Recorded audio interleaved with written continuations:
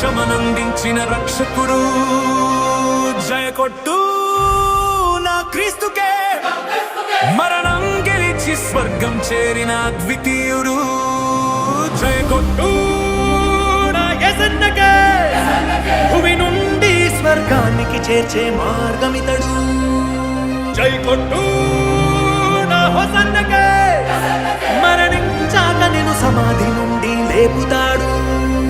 భూలోకపు పాపపు నిశిని చీల్చాడు సాహసంగా, తన రుధిరమే నిలిచెను పాపము కడిగే ఆయుధంగా. శతపదములు కలిసిన పొగడలేని ఘన చరిత తనదే, కాలాలకు స్థిరపడు సరిపడు అగణిత కీర్తి తనదే.